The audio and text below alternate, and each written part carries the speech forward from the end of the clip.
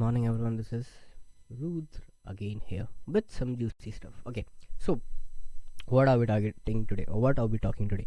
We are talking about copy, and I know, it's kind of boring topic. A lot of people don't want to talk about copywriting and all that stuff, but look, even if you don't want to do copywriting, or if you don't know what copywriting is, it's fine. It's not a mistake, but you have to know as a business owner, marketer, or even a CMO or whatever, you have to know that a copy is really the bare bones essential for your sales message, marketing message, or in general for your emails also.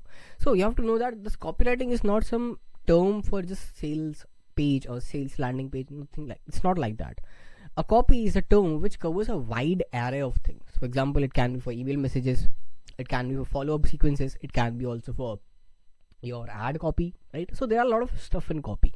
And when we talk about copy in general, like I'm going to talk today, there are 4 or 5 steps you have to take to make sure that your copy looks really good while the customer is reading. And you can't do it for some AI bullshit, okay? So don't try to do it. I'm not talking about some AI automation. Can you find anything? No, I'm not talking about NA10 or something like that, or Claude or something. No, I'm not talking about that, because I know even if they can generate good amount of copy, I guess the quality can be also good.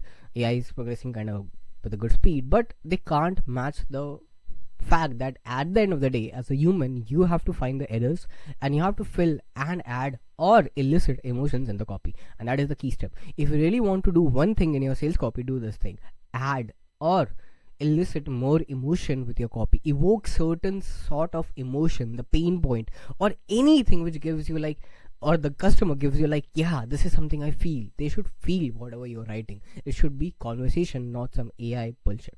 This is the one thing you need to do with your copy in 2026. Now, coming to the depth part. Look, before we deep dive into the nitty gritty of the whole sales funnel, you have to know that this is only going to work if you have a rough draft, or at least you have a good amount of written copy, right? Even if you don't have a copy, you are thinking about how to write the copy. Because this particular thing, the Cuba framework, I have not developed the Cuba framework. This was from Todd Brown. If you don't know, he's one of the, I would say not very old, but he's a OG marketer. You can find him on Google, if you still know what Google is in the age of AI. Anyways, bad joke. Okay, so the Cuba framework talks about this 4 element, or these 4 parts. The first part is confusing, unbelievable, boring, and awkward. So if you really want to change your whole copy in 2026, you have to do this particular Cuba framework. What is this Cuba framework? The Cuba talks about, first of all, you have to understand that your copy shouldn't be confusing. The second thing is, it shouldn't be unbelievable, which means the promises are there, but they are rationally acceptable, or they can be rationally fulfilled. Don't overpromise and underdeliver. Never do that. And third is, you shouldn't be boring. If you're boring in real life or in your sales copy, just quit whatever you're doing, bro. Don't be boring. And lastly, awkward. If you really find your copy while reading or giving to your clients or giving to your particular AI you're feeding, and you find that there are gaps and you find errors, these are the errors of find which can make the whole copy awkward. They can break the sequence, and when the sequence is getting breaked, in customers' mind, they are not going to buy because they are not in the flow state of buying. So keep these 4 things and make sure that you implement these things to enhance your copy in 2026. Now, coming to the depth part. The simplest framework is, the first one is confusing. Are there any explanations that have been articulated in the best way possible, the clearest way possible?